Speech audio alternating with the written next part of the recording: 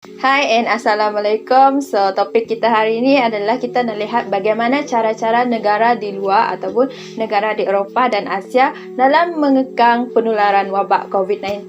Okay, wabak COVID-19 ni merupakan satu krisis global yang disifatkan sebagai suatu pandemik oleh Pertubuhan Kesihatan Sedunia ataupun lebih dikenali sebagai WHO.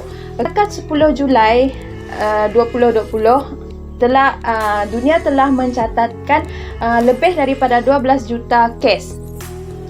Mungkin ada yang tertanya-tanya bagaimana agaknya negara-negara luar selain Malaysia mengambil langkah yang efektif bagi membendung penularan wabak COVID-19 ini yang sedang melanda ketika ini.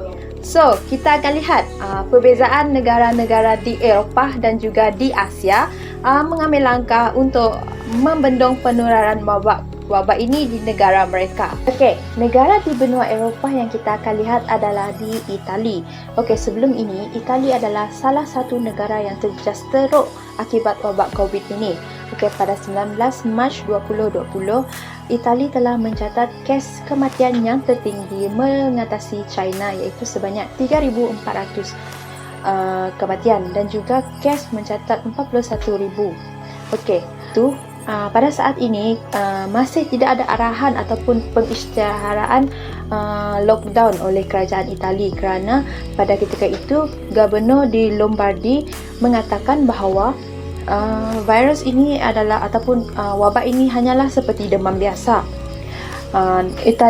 Situasi di Itali sangat membimbangkan. Malahan petugas-petugas di hadapan seperti para doktor ataupun perawat di hospital juga mengatakan mereka seolah-olah berada di medan peperangan ketika berhadapan dengan pesakit COVID-19. Setelah itu, kes semakin meningkat saban hari dan sehinggalah kerajaan Itali tidak lagi mampu untuk membendung penularan wabak di negara itu.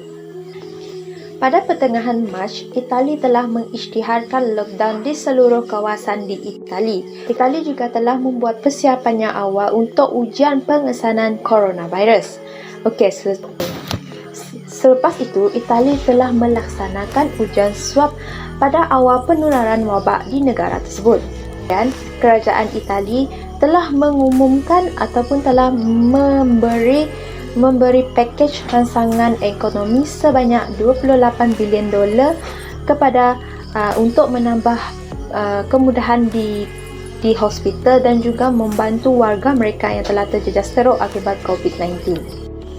Seterusnya, kita akan lihat pula bagaimana salah satu negara di Asia menangani pandemik yang melanda di dunia iaitu negara Vietnam. Okay, seperti yang kita tahu, negara Vietnam merupakan salah satu negara di Asia yang mampu mengawal penularan wabak COVID-19 ini dengan baik. Walaupun negara di Vietnam ini mengalami ataupun kekurangan kemudahan kesihatan juga kekurangan kewangan untuk memerangi wabak COVID-19 ini, tetapi setakat ini kes dicatatkan di Vietnam adalah hanya sebanyak 370 kes dan mencatat sifar kematian berbanding di negara-negara Eropah yang mempunyai kemudahan kesihatan yang canggih. Apa yang dilihat jelas menunjukkan bahawa kerajaan di Vietnam mampu mengawal ataupun memerangi wabak COVID-19 ini walaupun mereka tidak mempunyai kemudahan kesihatan yang canggih seperti di negara luar. Langkah pertama yang telah diambil oleh kerajaan Vietnam adalah dengan memperketatkan peraturan kuarantin di kawasan-kawasan di Vietnam. Kerajaan Vietnam juga telah menjalankan ujian pengesanan awal pesakit COVID-19. Langkah-langkah ini telah diambil lebih awal daripada negara China. Kerajaan Vietnam juga telah mengumumkan penutupan di bandar-bandar di kawasan Vietnam bagi mencegah tersebarnya wabak COVID ini.